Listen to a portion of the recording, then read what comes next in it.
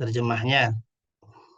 Tarjih ditinjau dari sisi sanadnya, tarjih dengan banyaknya perawi maka didahulukan atau diunggulkan riwayat yang jumlah perawinya lebih banyak dibandingkan riwayat yang jumlah perawinya lebih sedikit karena lebih kuat dugaan kebenarannya. Yang kedua, riwayat orang yang berstatus sebagai faqih lebih diunggulkan atas riwayat orang yang bukan faqih karena ia lebih memahami makna lafaz.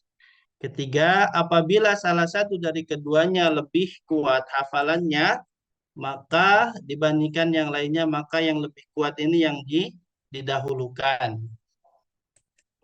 Kalau di bahasa Arabnya tadi apa? Uh,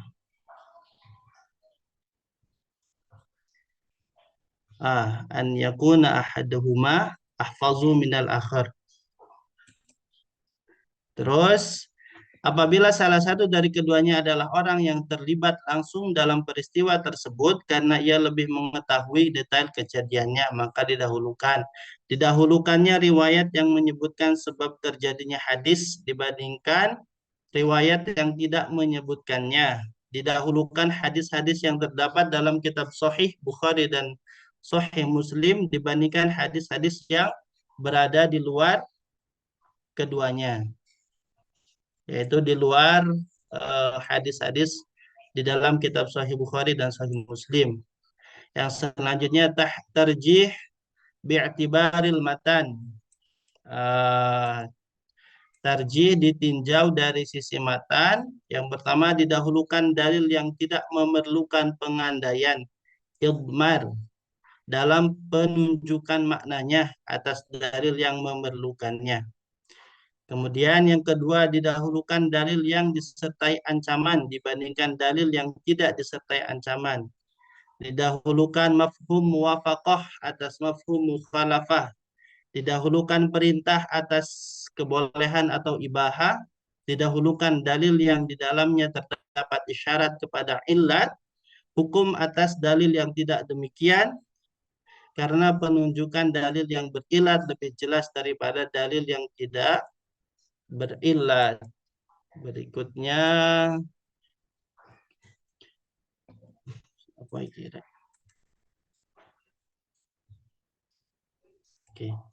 Tarjih berdasarkan makna dalil atau tadi al-madlul. Tidak, yang pertama didahulukan dalil yang lebih mendekati kehati-hatian, ihtiyat. Rasulullah Shallallahu Alaihi Wasallam bersabda, barang siapa menjaga diri dari perkara syubhat, maka sungguh ia telah membersihkan agama dan kehormatannya.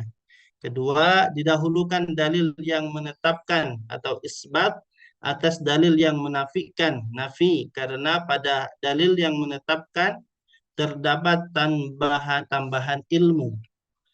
Berikutnya, didahulukan dalil yang menunjukkan gugurnya hukuman atau had atas dalil yang menunjukkan keharusan penerapannya. Berdasarkan sabda Nabi, tolaklah penerapan hudud karena adanya syubhat. Terus yang ini tarjih berdasarkan makna dalil sudah ya tadi.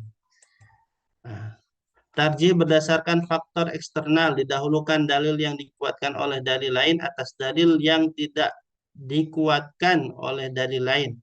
Apabila salah satunya berupa ucapan dan lainnya berupa perbuatan, maka didahulukan ucapan. Oleh karena itu, sebagian ulama mengatakan bahwa penunjukan hukum dari ucapan lebih kuat daripada penunjukan hukum dari perbuatan. Yang terakhir, didahulukan hadis riwayat yang lebih menyerupai zahir Al-Quran. Terus, tarjih bainal qiyas. Tarjih baina al-qiyas dapat dikelompokkan menjadi 4 kelompok. Pertama, dari segi hukum asal, dari segi hukum cabang, dari segi ilat, pentarjihan dari segi cara penetapan ilat, pentarjihan dari sifat ilat, pentarjihan kias melalui faktor luar. Seolah tinggal sedikit. Tarjih dari segi hukum asal, prinsip. Kias yang asalnya lebih kuat didahulukan atas kias yang asalnya lebih lemah. Kemudian bentuk pentarjihan asal yang ditetapkan dengan nas qat'i didahulukan dari yang dhanni. Asal dari Al-Quran lebih kuat dari asal dari hadis ahad. Asal yang tidak diperselisihkan ulama lebih kuat dari yang diperselisihkan. Contoh kias yang bersumber dari hukum dalam Al-Quran didahulukan daripada kias yang bersumber dari ijma khilafi. Tarjih dari segi hukum cabang al-far'u, prinsip kias yang far'u lebih mendekati asal didahulukan. Ah, kias yang far'unya lebih mendekati asal didahulukan. Kriteria far'u yang lebih serupa aqrab sobahan dengan asal. Far'u yang lebih sedikit perbedaan dengan asal. Far'u yang tidak memiliki penghalang mani syar'i dasar usulinya. Kullama kanal far'u aqrabu ilal asli kanal qiyas. Aku. Setiap cabang far'u yang lebih dekat dengan asal, maka semakin kuatlah kias atau analoginya. Yang ini pentarjih dari segi penetapan ilat. Terus ini juga ini langsung saja. Nanti dilanjutkan sama Ustaz Zardan.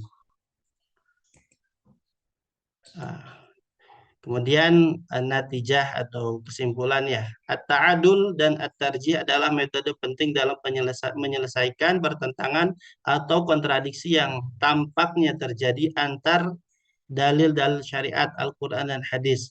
At-ta'adul secara istilah usuli adalah keadaan dua dalil syar'i yang sama-sama sah dan setara kekuatannya serta saling bertentangan pada satu hukum sehingga tidak mungkin dikompromikan al-jami' dan tidak dapat langsung diamalkan bersamaan. At-tarjih merupakan metode usuli untuk menguatkan salah satu dalil atas dalil-dalil lainnya ketika terjadi ta'adul dengan dasar adanya kelebihan maziyah yang diakui secara syar'i dan rasional. Oke, cukup kalau dari saya. Insya Allah dilanjutkan Ustadz Zardan. Terima kasih. Jika ada pertanyaan nanti dilanjutkan. Matur suhun. Assalamualaikum warahmatullahi wabarakatuh. Wassalamualaikum warahmatullahi warahmatullahi wabarakatuh.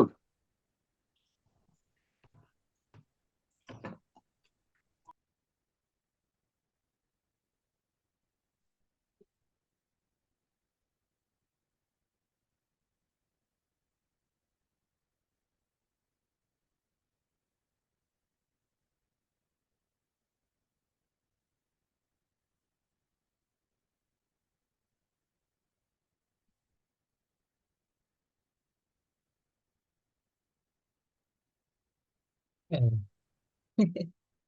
Biar gak kedengeran maksudnya.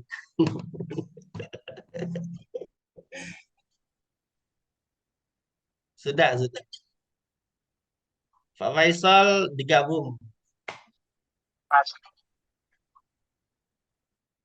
Oke, bismillahirrahmanirrahim. Assalamualaikum warahmatullahi wabarakatuh. Izin Ustadz Uzazah untuk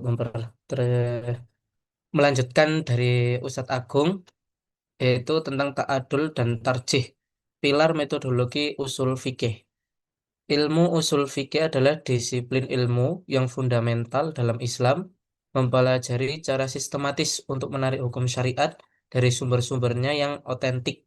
Dalam kompleksitas penafsiran dalil, dua konsep krusial yang menjadi landasan adalah ta'adul dan tarjih. Memahami ta'adul atau keseimbangan dalil. Definisi dan fungsinya, ta'adul adalah proses cermat dalam membandingkan dua dalil bukti syariat yang seolah-olah bertentangan dan memiliki kekuatan yang setara. Ini terjadi ketika ulama menemukan ayat Al-Quran atau hadis Nabi yang secara lahiriah menunjukkan makna yang kontradiktif.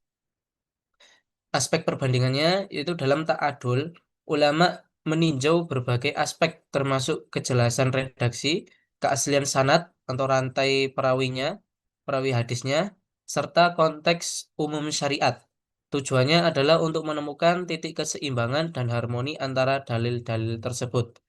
Tujuan utamanya Apabila tidak ada dalil yang secara jelas lebih kuat, kedua dalil tersebut dipertimbangkan bersama tanpa mengesampingkan salah satunya. Proses ini esensial untuk menghindari keputusan terburu-buru dan menjaga keadilan dalam penafsiran hukum Islam. Menerapkan tarjih, memilih yang lebih kuat. Jika proses ta'adul menunjukkan adanya dalil yang lebih unggul, maka langkah selanjutnya adalah tarjih. Yang pertama, kriteria keunggulan. Kriteria untuk melakukan tarjih sangat beragam, mencakup kualitas perawi hadisnya, misalnya lebih banyak perawi atau lebih kuat hafalannya, terus konteks histori turunannya, ayat atau hadis, asbabun nuzulnya atau urut, dan kesesuaian dengan kaidah umum Al-Quran dan Sunnah. Selanjutnya membutuhkan kedalaman ilmu. Proses ini menuntut pengetahuan yang mendalam tentang sumber-sumber hukum Islam, bahasa Arab, ilmu hadis, dan ilmu Al-Quran untuk menghasilkan keputusan yang paling tepat dan konsisten. Sinergi ta'adul dan tarjih dalam usul fikih. Ta'adul dan tarjih bukanlah dua konsep yang berdiri sendiri, melainkan dua tahap yang saling melengkapi dalam metodologi istimbat hukum, pengambilan hukum dalam usul fikih. Awal dengan perbandingan. Ta'adul adalah langkah pertama di mana ulama membandingkan secara cermat dalil-dalil yang tampak bertentangan untuk mengetahui apakah ada perbedaan kekuatan di antara keduanya. Terus penilaian kekuatan dalil. Jika perbandingan atau ta'adul menunjukkan bahwa salah satu dalil lebih kuat atau lebih unggul dari yang lain, barulah tahapan tarjih diterapkan. Terus menciptakan keselarasan. Keduanya bekerja sama untuk memastikan bahwa hukum Islam yang dihasilkan bukan hanya adil tetapi juga konsisten dengan prinsip-prinsip Islam yang lebih luas, memberikan panduan praktis bagi umat. Terus prioritasasi hasil. Tarjih berfungsi untuk memilih dalil yang paling kuat sebagai dasar penetapan hukum, sehingga menghasilkan keputusan yang lebih jelas dan konsisten dengan semangat syariat. Contoh penerapan dan implikasi untuk memahami ta'adul dan tarjih lebih jauh, mari kita lihat contoh konkret dalam konteks ibadah. Pentingnya dalam fikih, contoh ini menunjukkan bagaimana ta'adul perbandingan dan tarjih pemilihan yang lebih kuat memberikan panduan praktis bagi umat Islam dalam menjalankan agamanya, memastikan konsistensi dan kepastian hukum. Kesimpulannya, ta'adul dan tarjih adalah dua pilar utama yang memastikan hukum Islam tetap relevan, logis, dan dapat diterapkan dalam berbagai konteks. Keduanya mendorong pemikiran kritis dan pendekatan yang adil dalam memahami ajaran